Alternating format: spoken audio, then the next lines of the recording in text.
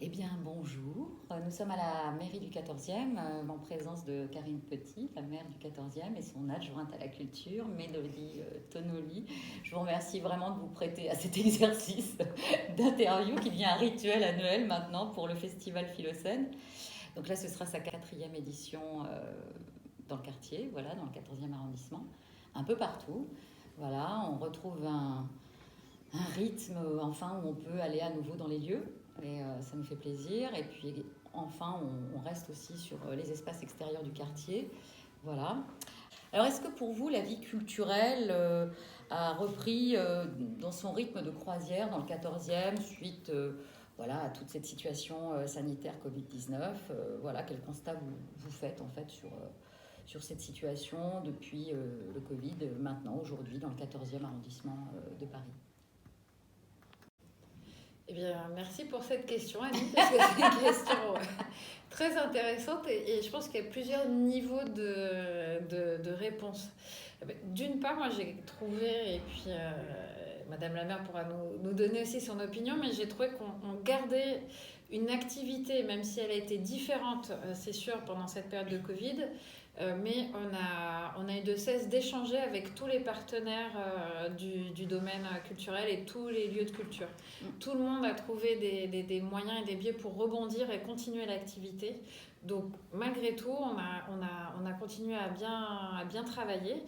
Et après, c'est sûr, entre les différents épisodes de Covid, des activités qui sont adaptées.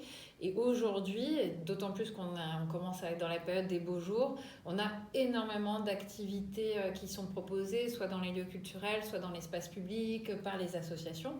Et le festival Philocène en est un très bel exemple. Et après, je pondérais un tout petit peu mes propos parce que malheureusement, le Covid a eu aussi un impact sur les pratiques culturelles des habitants et des habitantes de l'arrondissement et des Parisiens d'une manière plus large, notamment en particulier sur les cinémas qui souffrent eux beaucoup en ce moment. Mais par contre, les bibliothèques ont à nouveau de très très belles fréquentations. Les théâtres s'en sortent pas trop mal, les arts vivants s'en sortent aussi. Et globalement, l'ensemble des associations culturelles retrouvent leur public et c'est une très bonne nouvelle. Ah oui, tout à fait, oui. Tu veux compléter peut-être Euh, oui, je peux compléter en disant c'est vrai que le maintien du lien pendant ces mois et ces mois de fermeture a été très important. Et ce que je trouve et ce que nous trouvons aussi positif, et je pense que ça doit être des véritables points d'appui pour eh bien, continuer à inventer collectivement des nouvelles formules pour aller vers des publics qui soit n'avaient pas l'habitude, pas les moyens, pas les codes pour accéder à la culture, soit eh bien, reconquérir du public qui n'est pas encore totalement revenu. Quand on discutait avec, par exemple, le théâtre, avec certains théâtres, ils ont du monde, il y a du public qui revient. Mais par contre, ils disaient que justement, il y avait les personnes, les seniors, ce qu'on appelle les seniors, ne revenaient pas encore ou étaient encore très prudents ou plus discrets, on va dire, dans les représentations comme spectatrices ou spectateurs. Et du coup, l'élan de trouver des nouvelles formules, de s'interroger, de se réinterroger, eh bien, est resté. Et ça, c'est plutôt un point d'appui, et y compris d'aller en dehors des murs et sur l'espace public. Ça, c'est quelque chose qu'on porte beaucoup ici à la mairie du 14e. Oui, tout à fait. Donc c'est vrai que nous, on l'a initié l'année dernière, en fait, avec la performance La Rue s'étonne, puisque les lieux étaient encore fermés et que voilà, fallait remédier à ça, quoi. Je me suis dit, on va pas encore faire un festival à distance, avec un concours à distance comme on avait fait en 2020. Et donc, effectivement, ça a été l'occasion de créer quelque chose. Voilà, donc j'ai créé cette performance. Voilà, et ça a donné lieu vraiment à une très belle rencontre dans le quartier avec les habitants et de tous les milieux, en étant sur les marchés. Enfin, justement, les espaces publics permettent cela, justement, de toucher une très grande diversité d'âge. de population sociologiquement, etc. etc. Donc voilà. Et puis, donc en fait, depuis sa création, vous soutenez le festival Philocène. Alors je voulais savoir qu'est-ce qui vous touche, qu'est-ce qui vous intéresse en fait dans la démarche de ce festival, dans ce qui s'y passe. Voilà, qu'est-ce que vous pouvez, pourquoi vous soutenez en fait ce festival, en quoi il vous parle, il vous intéresse par rapport au quartier, par rapport à l'arrondissement. Du coup, je vais commencer par dire un petit mot. Il y a plusieurs choses, je pense, qui fait qu'on soutient Bête à Bon Dieu Productions depuis des années et aussi le festival Philocène depuis 3 ans. Oui. C'est que d'une part, il y a une philosophie. Il y a une philosophie d'accès à tous les publics, valides et non valides. Public empêché, non empêché, et ce travail d'aller vers toutes les personnes, peu importe leur situation, leur handicap éventuel. Donc c'est très important, et toutes les associations n'ont pas cette volonté ni cette compétence, et il y a un vrai savoir-faire qui a été travaillé et déployé au travers d'associations Bête à Bon Dieu Productions et sous ta direction, Annie. Et puis sur le festival, je dirais que l'objectif de ce festival, Bête à Bon Dieu Productions est le seul à nous proposer. C'est le seul festival, et d'ailleurs j'en connais même pas d'autres à Paris. Alors après, je connais pas tout ce qui se passe non plus à Paris, mais allier la philosophie et les arts vivants et l'accès pour tous les publics à la philosophie et aux arts vivants, c'est un objectif qui nous est proposé par aucune autre structure. Et avec cette volonté d'investir l'espace public, qui est, comme le disait Karen, vraiment un axe et un objectif fondamental pour nous, pour vraiment aller chercher les publics. Et je dirais aussi vraiment, je rejoins tout à fait, je pense que le sujet et la compétence et la pluridisciplinarité aussi qui est présente chez Bête à Bon Dieu et dans le festival Philocène, elle est pour nous très importante. Et puis du coup, on assume de le soutenir en faisant sa promotion, mais aussi en le soutenant. C'est important aussi quand une collectivité continue de soutenir les compagnies, y compris financièrement. Et je rajouterais que la philosophie et la poésie, parce qu'on en avait déjà parlé sur une précédente édition, il me semble, c'est en fait très politique. C'est ce qui aussi nous relie en tant qu'être humain, qu'on soit une femme, un homme, grand, petit, vieux.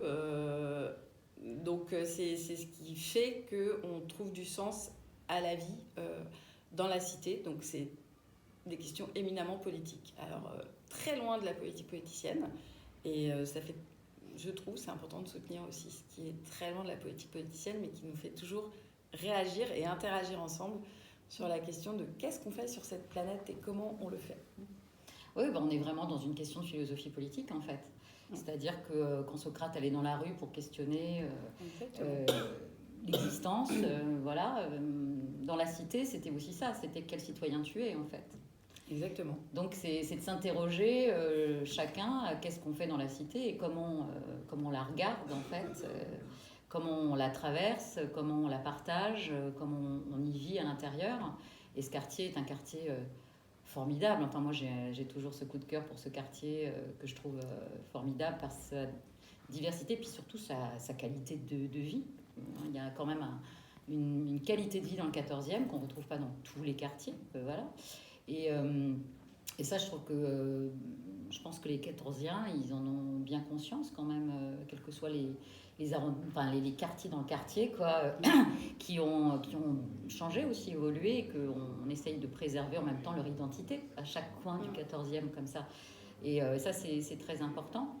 Et puis bon, dans ce quartier, dans ce projet, c'est vrai que cette idée de démocratiser la pratique de la philosophie associée aux arts vivants et être dans la rue, et avec les acteurs aussi de lieux qui touchent du coup différents publics, on répond effectivement à questionner tout le monde. On a déposé là dans quelques lieux qui sont partenaires des boîtes à pensée avec un texte d'explication où chacun peut mettre sa pensée sur le thème du festival, le désir de liberté. Voilà. Et c'est une façon de sortir aussi des réseaux sociaux où on communique. Voilà, Léa, qui est chargée de la communication, communique vraiment avec plein de supports. Voilà, mais c'est pas toujours accessible à tout le monde, ces supports-là non plus. Donc c'est en fréquentant les lieux comme les bibliothèques, comme les centres sociaux, le centre social d'Ido, la Corderie, enfin voilà, on touche plein de personnes très différentes ou d'âges différents, les enfants aussi, les familles. Et donc, c'est de se questionner ensemble sur un thème. Et ça, c'est vraiment important. Et oui, je pense que ce festival, je ne suis pas certaine. Voilà, je vais être dans le doute et l'incertitude philosophique. Mais je pense que c'est un festival assez unique dans son genre, même en France, en fait, parce qu'il y a il y a quelques festivals. Ouais, non, mais c'est vrai. Je sais pas, hein, mais bon, je pense pas être. C'est pas pour en faire une gloire ou voilà, mais. Je ne crois pas qu'il y ait beaucoup de festivals qui associent comme ça et dans cette démarche collective, en fait.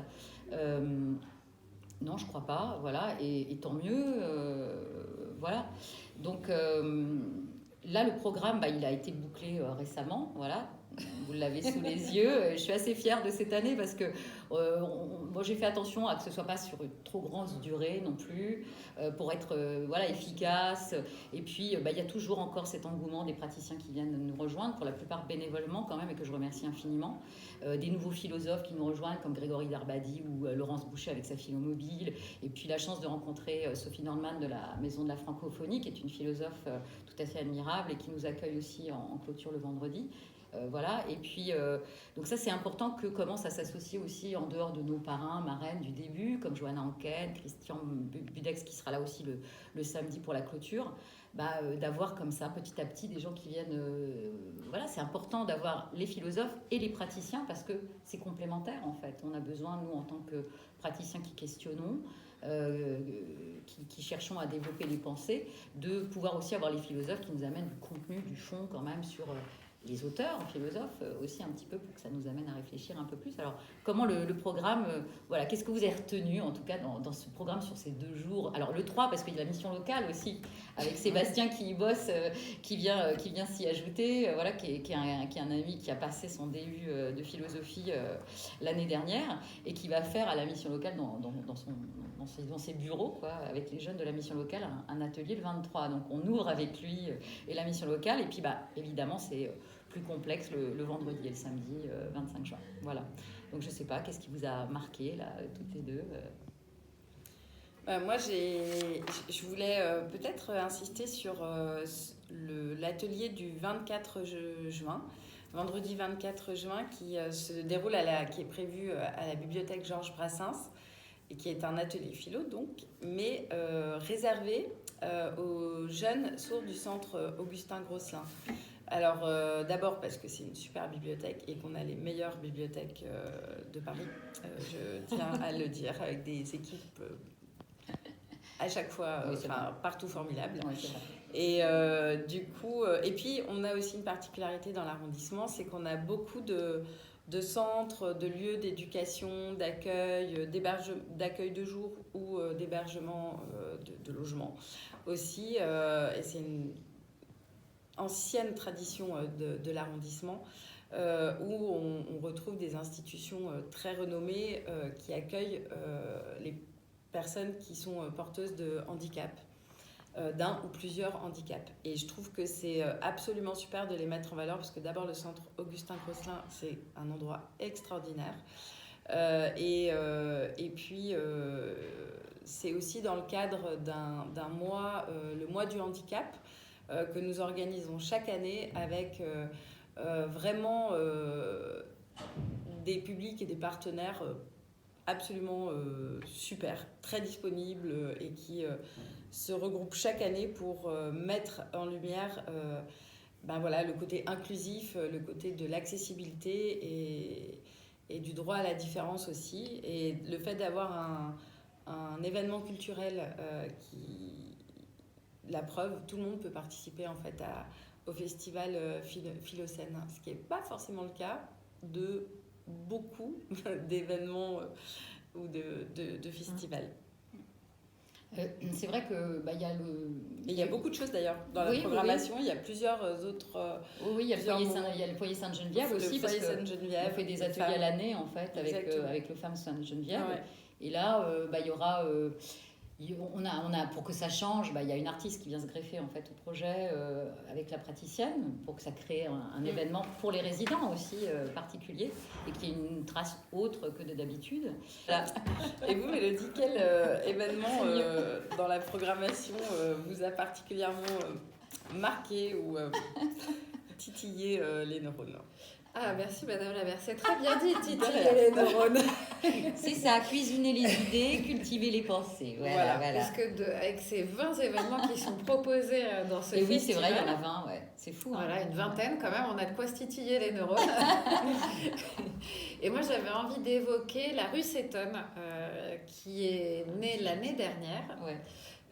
Et je trouve que c'est une initiative au cœur de ce festival qui est vraiment très intéressante parce qu'elle suit exactement ce qu'on évoquait tout à l'heure, comment on investit l'espace public et en l'occurrence comment on investit la rue à travers ce festival avec les artistes, les philosophes qui participent pour aller directement chercher les publics et échanger avec eux là où ils sont, là où ils s'y attendent pas. Ouais. Et donc ça sera dans les événements du samedi 25 juin. Et je sais que c'est formidable puisque j'avais en plus participé l'année dernière pour le lancement. Oui, tout à fait. Tu étais place de la Garenne pour la discussion avec les philosophes à partir des pensées collectées de la déambulation de la rue Seton, parce que chaque discussion, à chaque fin de discussion en binôme praticien et comédien, il y a un temps de réflexion sur quelle est la pensée qu'on retient. Et ces pensées retenues sont lues sur la place de la Garenne avec tous les participants de la troupe La Rue Seton. Et les deux philosophes présents, Christian Budex et Johanna Anken, en retiennent une pour discuter publiquement. Donc, en fait, c'est sans fin, quoi. Voilà, il y a sans cesse... Il y avait eu plein de débats. Ah oui, il y avait plein d'habitants qui ont participé. C'était vraiment intéressant. Ouais, c'était vraiment chouette. Et plein de profils différents. Ouais. Pour conclure cet entretien, voilà.